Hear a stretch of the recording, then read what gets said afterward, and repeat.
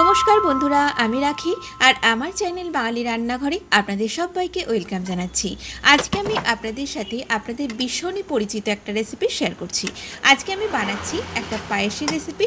তবে এই পায়েসটা আজকে আমি একটু অন্যরকম পদ্ধতিতে বানাচ্ছি। আশা করি আপনাদের ভালো লাগবে।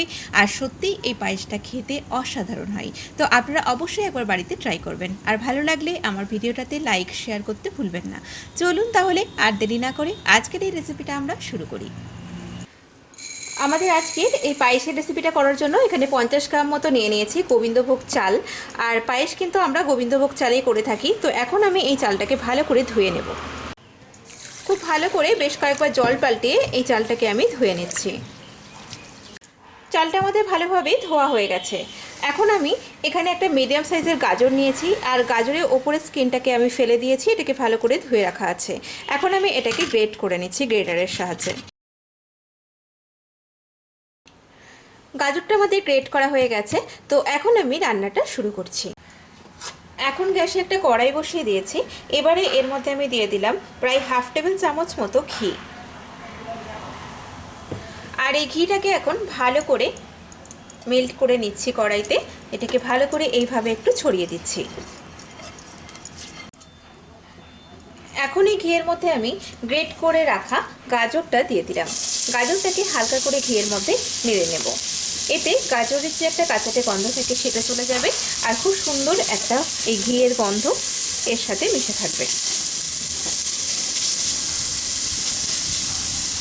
গাজরটাকে হালকা ফ্রাই করার সময় এর মধ্যে দিয়ে দেবো একটু এলাচ গুঁড়ো। 1/4 চা চামচ মতো একটু এলাচ গুঁড়ো এর মধ্যে দিয়ে দিলাম।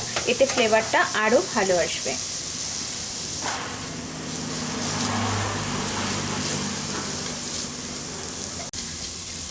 এই গাজরটা আমাদের হালকা ফ্রাই হয়ে গেছে। এবারে এর মধ্যে আমি দুধ দিয়ে দিচ্ছি।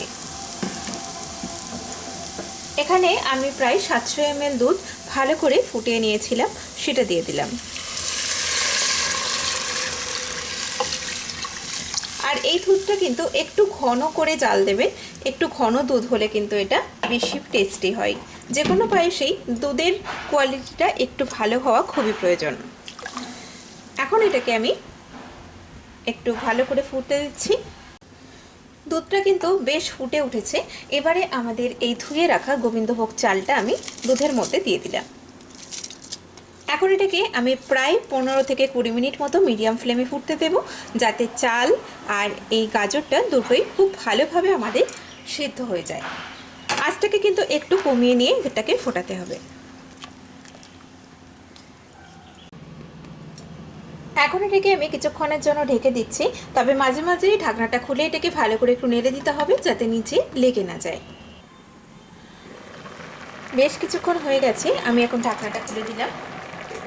এটাকে কিন্তু আমি মাঝখানে নেড়েও দিয়েছিলাম। তো এখন দেখে নিচ্ছি চালটা আমাদের ভালোভাবে সেদ্ধ হয়েছে কিনা। চাল কিন্তু আমাদের সুন্দরভাবে সেদ্ধ হয়ে গেছে, গাজরও সেদ্ধ হয়ে গেছে। আর এই পায়েসের চাল সেদ্ধ হতে কিন্তু একটু সময় বেশি লাগে। আপনারা এটাকে মিডিয়াম ফ্লেমে এইভাবে একটু সময় নিয়ে ভালো করে ফুটিয়ে নেবেন। এই চাল সেদ্ধ হওয়ার আগে কিন্তু চিনি দিয়ে দিলে চালটা কিন্তু ভালো সেদ্ধ হবে না। তাই চালটাকে প্রথমে ভালোভাবে সেদ্ধ করে নিয়ে তারপরে আমাদেরকে চিনি দিতে হবে।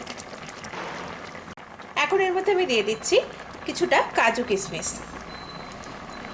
কাজু কিশমিশগুলোকে ভালো করে ধুয়ে নিয়ে দিয়ে দিলাম। আমি এখানে 10 গ্রাম কাজু আর 10 গ্রাম কিশমিশ দিয়েছি। আপনারা নিজেদের পছন্দ মতো এটা অ্যাড করবেন। এবারে এর মধ্যে আমি দিয়ে দিলাম কিছুটা পরিমাণ গুঁড়ো দুধ। এখানে আমি প্রায় 3 থেকে 4 টেবিল চামচ মিল্ক পাউডার দিয়ে দিলাম। আর আঁচটাকে কিন্তু কমিয়ে নিয়েছি। আঁচ যদি বেশি থাকে তাহলে কিন্তু এই মিল্ক পাউডারটা এই পায়েসের মধ্যেই দলা পাকিয়ে যেতে পারে। এখন এটাকে ভালো করে একটু নেড়ে দিচ্ছি। আর যে কোনো পায়েসেই আপনারা যদি এই মিল্ক পাউডারটা শেষে ব্যবহার করেন, দেখবেন পায়েসের একটা আলাদাই স্বাদ আসে এবং পায়েসটা ভীষণ সুন্দর খেতে হয়। ভালো করে এটাকে মিক্স করে নিলাম। এবারে সবশেষে এর মধ্যে আমি অ্যাড করছি চিনি। চিনিটা আপনারা নিজেদের স্বাদ মতো অ্যাড করবেন। এখানে আমি প্রায় ছোটো কাপের হাফ কাপ মতো চিনি দিয়েছি। অনেকে মিষ্টি বেশি খান, অনেকে আছেন কম খান, তাই চিনির পরিমাণটা আপনারা নিজেদের পছন্দ মতো এর মধ্যে অ্যাড করবেন। এখন এই পায়েসটাকে মিডিয়াম ফ্লেমেই আবারও প্রায় 2-3 মিনিট মতো ফোটাবো, কারণ চিনিটা গলে গিয়ে এটা একটু রসালো হয়ে যাবে, তো তখন এটাকে ভালো করে শুকিয়ে নিতে হবে।